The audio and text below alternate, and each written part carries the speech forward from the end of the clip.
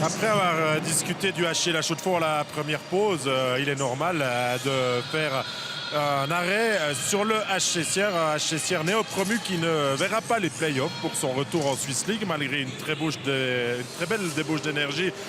Beaucoup d'efforts qui ont été consentis. On a longtemps cru au play-off. Finalement, le Grand 8 ne sera pas pour cette année. On a le plaisir d'accueillir Christophe Follet, le directeur sportif.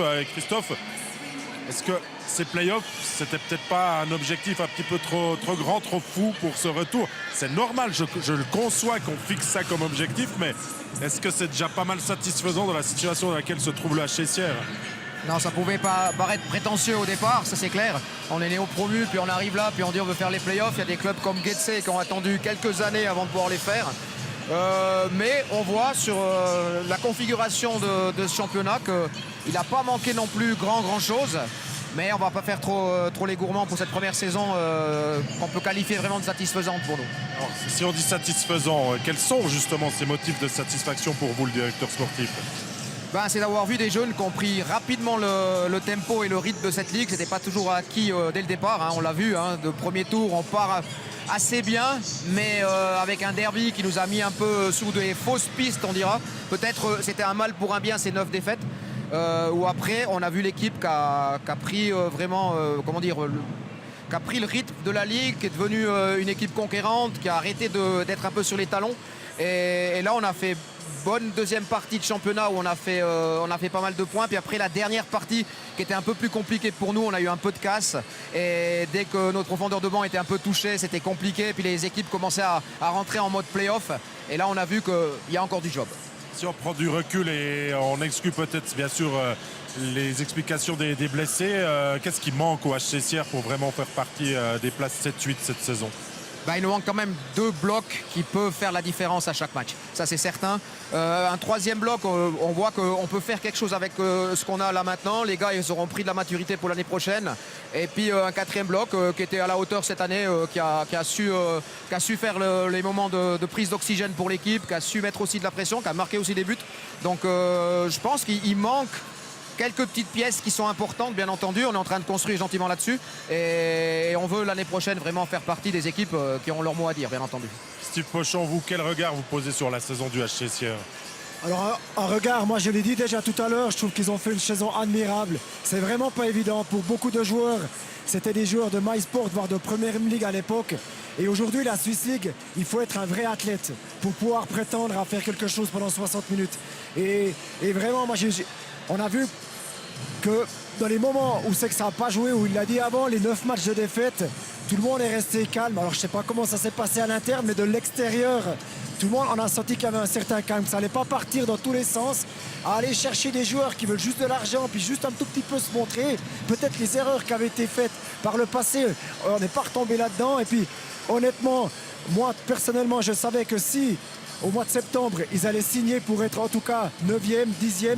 Bon, c'est clair, ils auraient pu faire les playoffs, mais d'être déjà sauvés et puis de pouvoir maintenant construire pour la nouvelle saison avec une bonne stabilité, je crois que c'est admirable ce qu'ils ont fait cette année. Parce que si Steve, Christophe Follet dit déjà sauvé, c'est quasiment fait. On va dire maintenant l'opération, c'est de la valider, d'avoir ces plus de 18 points sur la lanterne rouge, les Ticino Rockets, c'est en bonne voie, on va dire. On y travaille et on espère même peut-être le faire avant le début du tour de relégation.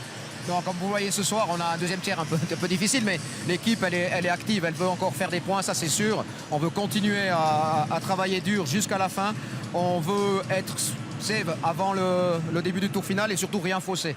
Donc on veut continuer à jouer pour la gagne. C'est une équipe qui continue vraiment son apprentissage là-dedans. Donc la mentalité du coach, vous la connaissez très bien, donc c'est pas pour solder les matchs, bien entendu.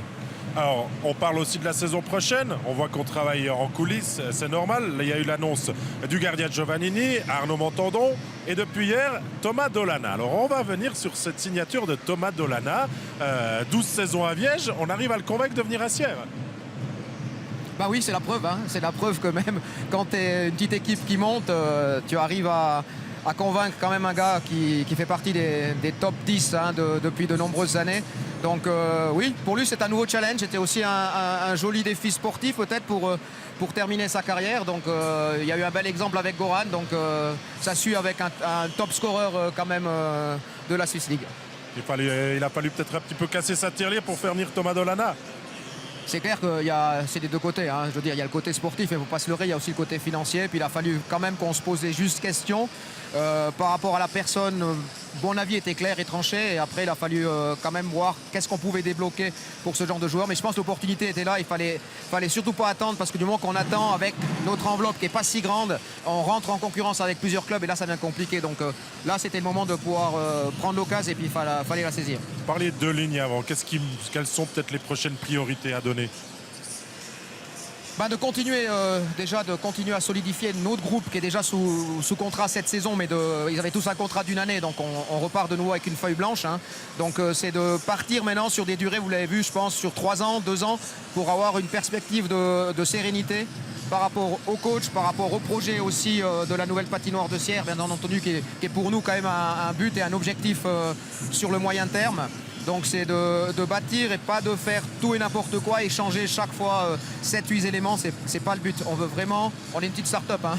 On essaye de mettre les pièces au bon endroit et puis de continuer l'aventure comme ça.